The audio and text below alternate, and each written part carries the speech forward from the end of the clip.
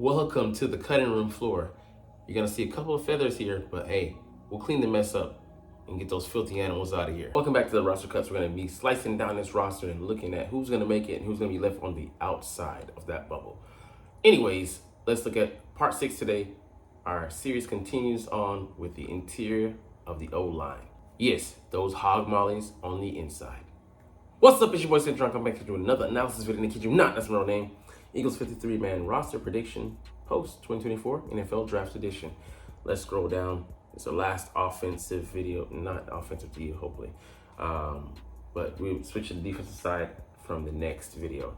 So we have 10 guys here total, where they're bunching up the tackles and the center guards. So we're gonna look at the guys on the the 3 starting positions, and then look at the backups for them. So obviously we're in good hands with Landon Dickerson, who has been a Pro Bowler the last 2 out of 3 years. And first year was his rookie year, missed some games. Then second year, I think he missed only a handful, but he missed like several portions of several games. But really, he came on this last year and was really consistent, stayed healthy. So a guy who was drafted in the second round only because of his health issues. Other than that, he was looked at as a top prospect, but we were fortunate to have him slip there, and we've already given him a second contract, I think $84 million over 4 years. So he's highly valued here in Philadelphia, and he still hasn't reached the zenith of his potential. So looking forward to seeing him, especially pair up with Jordan Mailata to give us a lot of meat on that line. Pause. But him paired up with, I mean, he's stable. The other 2 were unstable because we're moving one guy who was a starter last year to another position, and then the other guy who drafted in the 3rd round is moving into the starting role most likely. So we'll start with Cam Jurgens. He was fine at guard last year. He showed some, but he was inadequate. He is lighter in the ass than the average guard. He maybe bumped up to 310 last year, but he doesn't really play at that weight. He's probably going to play maybe at center at 305, similar to Creed Humphrey. He has similar dimensions, 6'3". Strong guy, good feet, intelligent, athletic. A Jason Kelce copy. If you didn't know any better, you'd swear that's him out there on the interior leading the charge. But how is he going to handle the pass pro, the slides, the line slides, the calls, protections? That's what you worry about with him. Just because he hasn't done that at this level, but he did do it at Nebraska, where we drafted him from. So I'm excited to see him slide into that role and see him become the leader, become the guy, the player that we know he can be. But he's just inexperienced, and he's gonna have to take his lumps this year. He's not gonna step in and beat Jason Kelce off jump. Even if he plays at at best he would get a Pro Bowl level. There's still gonna be some things he misses that the all pro Hall of Fame veteran just kept us from kept us from losing last year, kept us from losing out on. And the tip push was him, so we'll see how that that fares out. But we're gonna do it certainly a lot less this year, and Saquon's a part of that formula. But all things considered, man, we could have been worse off, because he was handpicked himself by Jason Kelce to replace him. So we don't know what we're getting. I would say we're probably gonna get solid play, but who knows? Who knows? Tyler Steen, another guy, last year he redshirted. He was in competition with Cam Jurgens last year at the right guard spot to start there, but he was a rookie, and Cam Jurgens had a year in the system. He beat him out, and I look for Tyler Steen to do the same thing this year to his competition, which would be Matt Hennessy and Trevor Keegan, and potentially Mekhi Garner. So sorry, Mekhi Garner. I keep saying that. Mekhi Garner, he's a safety. Mekhi Becton, who we brought over from the Jets, the former left tackle, first rounder. But Tyler, man, he's gotten stronger. He's he's not gotten consistent, but Stoutland talks about him. He wants him to be out there and win that job. So we'll see what he has to bring in training camp. Not really a good evaluation in OTAs and mini camp, because the 7-on-7 and the sparse 11-on-11s aren't really contact, because the short lines have been fine for that. So we really get a evaluation and get to see these guys grade on each other. Yeah, pause. In the midst of that summer heat, so excited to see what we're gonna see from Steen. But I would say anywhere between, if we got just average play from him, that would be a win, because we have Pro Bowlers all pros at, you know, right tackle, left tackle, or I say, you know, like the level of play there. Because Jordan Mailata has never made a Pro Bowl or, you know, all pro, but he's pretty high up there in rankings, and pretty well thought of across the league.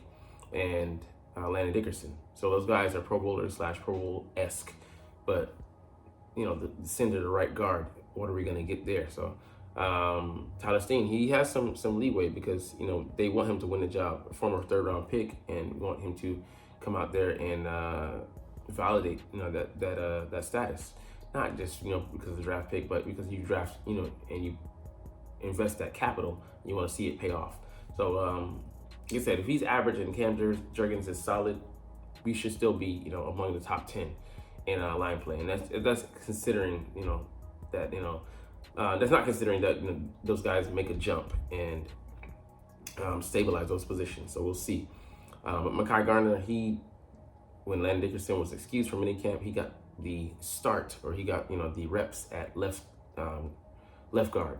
And yes, he would be switching positions and to another side if he played right guard, but Jeff Stoutland maybe is training him up as the Jack Driscoll replacement, being the top guard / top tackle fill-in. So we'll see if he's up to that task. But he's a huge guy, has a huge frame, very strong, powerful. So I like him to get some play as far as, like, you know, being our top, you know, guy to back up whoever goes down. But hopefully, you know, it doesn't come to that. And Matt Hennessy, he's not like he has a stock drop, but, you know, we haven't heard about him, but he's a backup, so we're not really looking to hear from him. You know, you want those guys to be seen and not heard from. But he's an insurance policy on the interior, and he has a lot of versatility within these guys. You know, he can play guard and he can play center.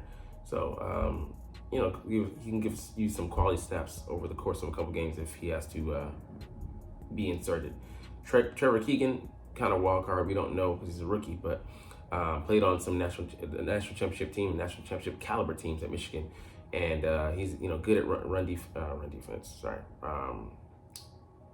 run blocking, but, you know, pass blocking. You know, I mean, they were running teams, so it's not that he can't do it, but, you know, they really leaned on his physicality out there. So a smart guy, not unathletic, but, you know, not the best athlete, but, you know, that's a good frame, 6'5", 310. He's going to give you, you know, some toughness and mental toughness. And we'll see if he can push Tyler Steen, but, you know, hopefully he's not. I hope Steen comes out there and wins the job because you want to see, you know, your veteran players, you know, go out there and get the best of a rookie. If a rookie's coming in, he better be damn exceptional if he's playing. And Dylan McMahon, kind of a Jason Kelce clone, drafted one pick before him, 190, and Jason Kelce was 191. But, you know, his athletic RAS score is pretty high. We'll get to that later in maybe a film study. But, you know, he is a guy that, you know, comes in with kind of, you know, some good measurables and good headway. He studied Jason Kelce and had him as his role model. So he's not really going to fight for snaps this year, but it'll be more of next year projection because Matt Hennessy should be ahead of him. And I don't think we'll cut him, but, you know, you can provide some depth there in the event that someone does go down, but hopefully it doesn't come to that because he's even greener than Trevor Keegan. And he needs to get strength up, you know, be in the weight room for a year. So we'll see. But the last guy we're going to look at is Gottlieb Adizi. He's not going to make the roster most likely. A guard.